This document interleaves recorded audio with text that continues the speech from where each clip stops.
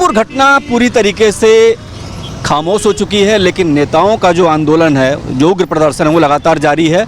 और सबसे बड़ी बात यह है कि यह तब है जब टिकैत ने समझौता कर लिया है और सरकार, योगी सरकार और टिकैत के बीच सीधे सीधे समझौते के बाद तय हो गया है कि मुआवजा मिलेगा, लोगों को नौकरियां मिलेगी जो उसमें पीड़ित पक्ष है।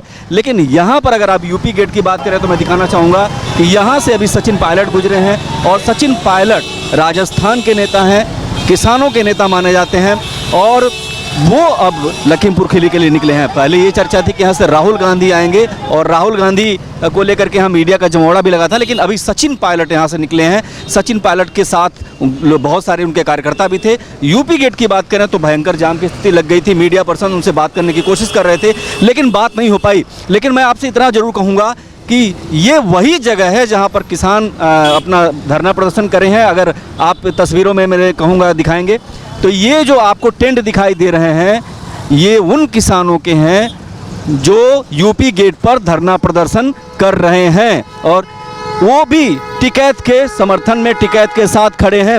लेकिन टिकैत, सबसे बड़ी बात इस आंदोलन की है, सबसे बड़ी बात नेताओं की जो है कि टिकैत वहाँ पर समझौता करके आए हैं। टिकैत को लगता है कि सरकार ने उनकी सारी मांगे मान ली है, लेकिन इसके बावजूद राजनेता यानी पॉलिटिकल पार्टियां जो है, विपक्षी पार्टियां हैं, वो लगातार इस मुद्दे को जिंदा रखना चाहती हैं क्योंकि इलेक्शन होना है और इसके जरिए वे अपनी राजनीति चमकाना चाहती है। क्योंकि अगर ये किसानों के पक्ष में खड़े हैं, अगर ये किसानों के फेवर की बात करते हैं, अगर ये टिकैत की सुनते हैं तो टिकैत कह चुके हैं कि ये समझौता हो चुका है और उन लोगों को सरकार जो उनकी उचित मांगे थी वो सब मांग चुकी है। ऐसे में इस आंदोलन को जिंदा रखने का मतलब सिर्फ और सिर्फ राजनीतिक है। एक और बात जो बहुत महत्वपूर्ण है कि यूपी गेट का ये एरिया हमेशा ट्रैफिक से जूझता रहता है। सुबह काफ़ी जाम हो गया था, अगर आप उधर दिखाएं तो अभी भी जाम की स्थिति बनी हुई है, लगातार बनी हुई है। तो जो एक तो यूपी से आने वाले और दिल्ली से जाने वाले लोगों के यहाँ जमावड़ा रहता है, लेकिन एक रोड तो किसानों ने ब्लॉक कर रखी है।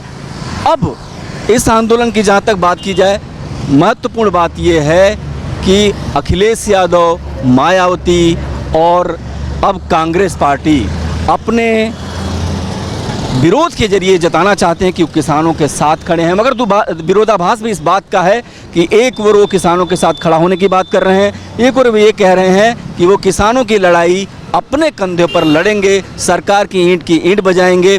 लेकिन दूसरी वही तरफ सबसे बड़ी बात यह है कि जब टिकैत खुद इस मूवमेंट को ये कह चुके हैं कि सरकार ने उनकी सारी मांगे मान ली हैं, फिर आंदोलन करने का मतलब क्या, विरोध करने का मतलब क्या है? इसका मतलब साफ है कि अगर किसान इस आंदोलन को स्थगित करना भी चाहें, अगर किसान अपना रास्ता बदलना भी चाहे, तो जो पॉलिटिकल पार्टियां हैं वो कम से कम ऐसा होने देना नहीं चाहती। और यही इस आंदोलन की सबसे बड़ी बात है, क्योंकि अगर आप देखें तो राजनीतिक संरक्षण खूब मिला हुआ है।